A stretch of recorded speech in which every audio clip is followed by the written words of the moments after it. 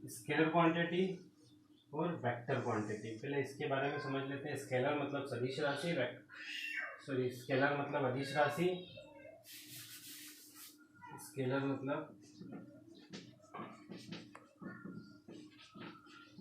अदिश राशि, और वेक्टर मतलब सदिश राशि। इसके बारे में आपने लास्ट क्लास में बेसिस को पढ़ा होगा। ठीक है। स्केलर क्या होता है? जिसमें डायरेक्शन,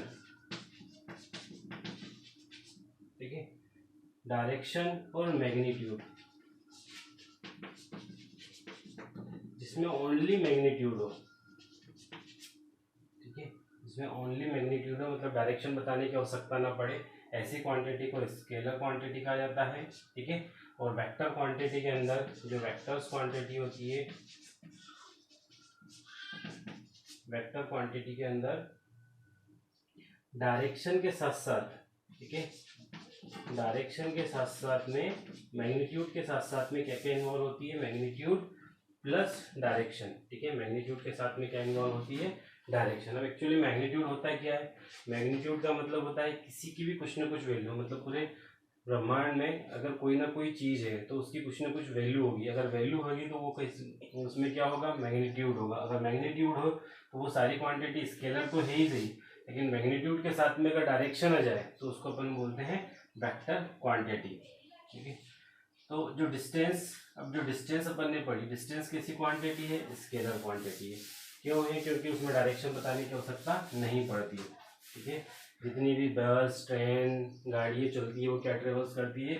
डिस्टेंस ट्रेवल करती है। दूसरा होता है डिस्प्लेसमेंट।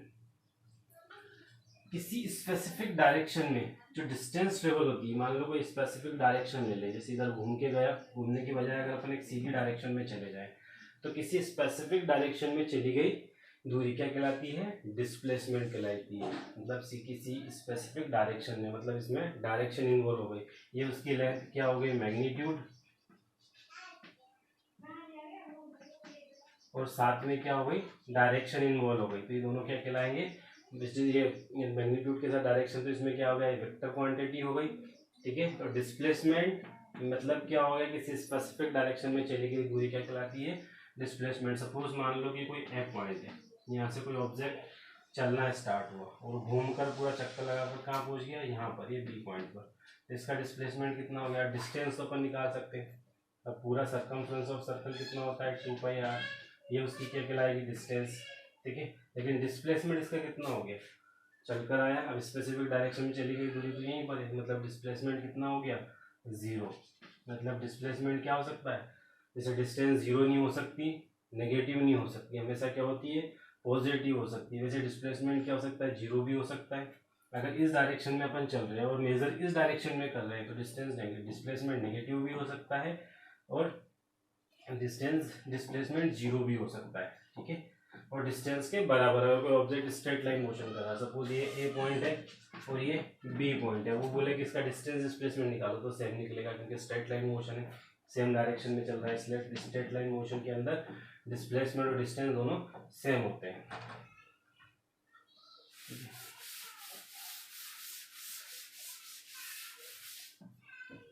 तो अपने को पढ़ना है टाइप ऑफ मोशंस।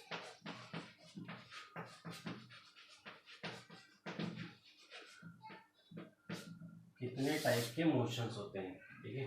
मोशंस दो टाइप के होते हैं, एक होता है यूनिफॉर्म मोशन,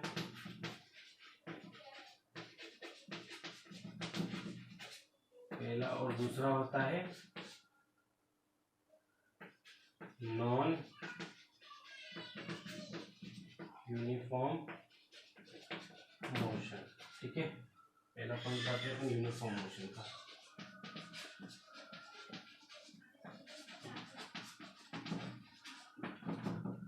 अब कोई ऑब्जेक्ट, यूनिफॉर्म मोशन क्या होता है कि मान लो कोई ऑब्जेक्ट एक स्ट्रेट लाइन मोशन कर रहा है, सपोज ये ए पॉइंट है, यहाँ से कोई ऑब्जेक्ट चलना स्टार्ट हुआ और ये बी पॉइंट पर पहुंचा। ठीक है।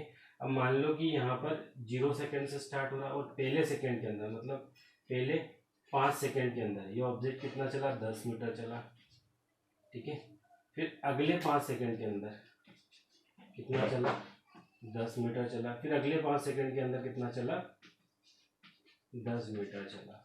ठीक है, मतलब सेम टाइम इंटरवल के अंदर सेम डिस्टेंस ट्रेवल करे, ऐसे मोशंस को क्या बोलते हैं, यूनिफॉर्म मोशंस बोलते हैं।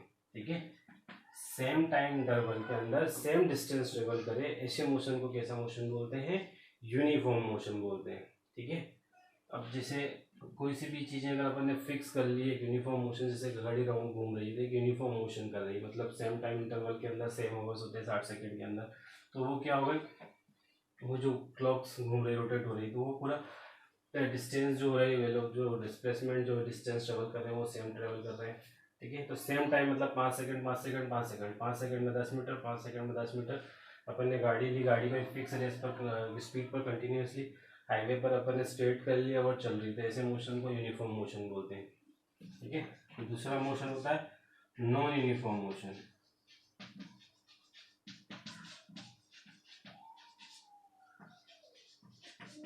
अब नॉन यूनिफॉर्म मोशन में क्या होता है, मान लो पहले 5 सेकंड में 10 मीटर चली, अगले 5 सेकंड में ये 20 मीटर चल गई, अगले 5 सेकंड में क्या होगा, 30 मीटर चल गई। ठीक है, तो उसकी डिस्टेंस तो चेंज होती जा रही कंटिन्यूसली, तो ऐसे मोशंस को क्या बोलते हैं, non uniform motion. Uniform motion नहीं होता, तो यूनिफॉर्म मोशन में तो सिंपल अपन वेलोसिटी, डिस्प्लेसमेंट, डिस्टेंस, स्पीड निकालेंगे, लेकिन यूनिफॉर्म मोशंस के अंदर जब भी अपने को निकालना होगा तो इन सबको क्या करना पड़ेगा, जोड़ना पड़ेगा, और ये टाइम को भी क्या करना पड़ेगा, जोड़ना पड़ेगा। तो यहाँ पे सभी चीज़ें क्या होगी, नॉन यूनिफॉर्म मोशन के अंदर क्या निकलेगी, एवरेज निकलेगी, एवरेज और वैल्यू निकलेगी सभी चीज़ की अपने पास। तो एवरेज, जैसे अगर अपने एवरेज स्पीड निकाली, तो स्पीड का formula, average speed is equal to क्या हो जाएगा, टोटल डिस्टेंस अपॉन में टोटल टाइम। जैसे इसका निकालना तो टोटल डिस्टेंस कितनी होगी, 10 20 30, 30 और 30 60, और 15 5 5 10 15, तो 60/15 निकाल लेंगे अपन। एवरेज स्पीड कितनी निकलेगी, एवरेज स्पीड से कितनी अपनी चली। तो ये नॉन यूनिफॉर्मेशन, जैसे बाइक चलाते हैं, बाइक स्टार्टिंग में अपन ने 0 से स्टार्ट करा, फिर स्पीड बढ़ी, फिर स्पीड बढ़ी, फिर स्पीड बढ़ी, ऐसे मोशंस होते हैं वो नॉन यूनिफॉर्म मोशन के अंदर आते हैं। ये टाइप ऑफ मोशन को है।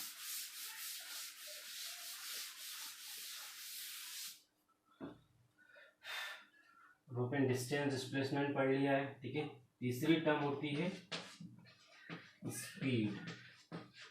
ठीक है, तो स्पीड क्या होती है,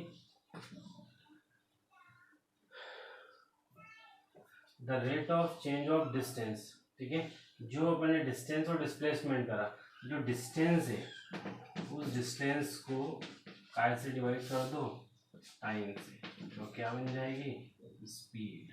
ठीक है, कुछ नहीं करना है आपको। जो डिस्टेंस अपन ने पढ़ी, डिस्टेंस क्या होती है कि जो किसी पाथ की लंबाई जो होती है उसको क्या बोलते हैं, डिस्टेंस।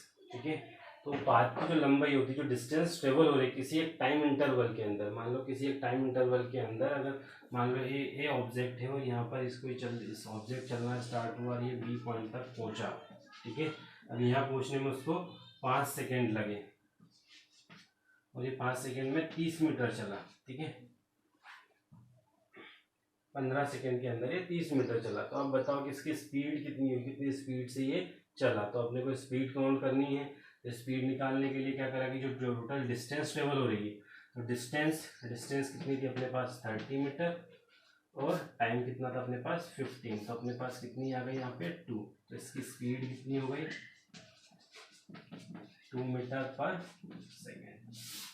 इस तरीके से अपने को क्या है, स्पीड की वैल्यू कैलकुलेट करनी है। मतलब स्पीड क्या होता है, पर किसी भी एक टाइम इंटरवल के अंदर जो डिस्टेंस ट्रेवल हो रही है उसको अपन क्या बोलेंगे, स्पीड बोले। तो स्पीड इज इक्वल टू क्या होगा, डिस्टेंस अपॉन में टाइम। डिस्टेंस की यूनिट क्या होती है, मीटर, और टाइम की यूनिट क्या होती है, सेकेंड। तो unit of speed, unit of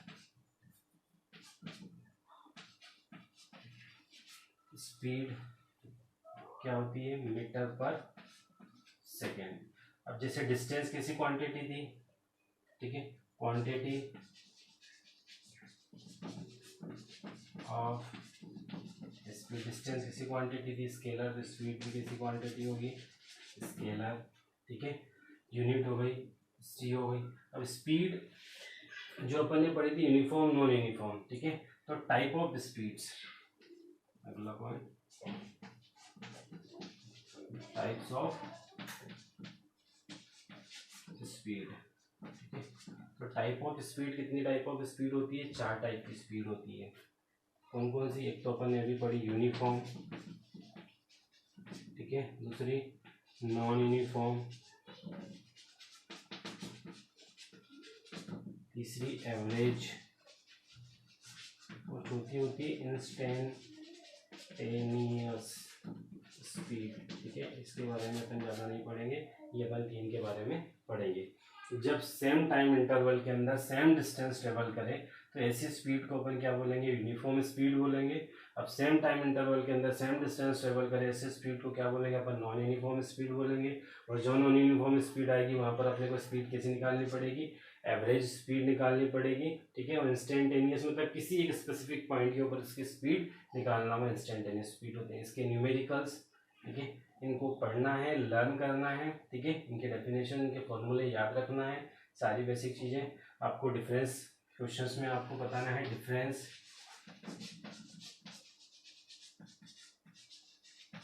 between distance and displacement.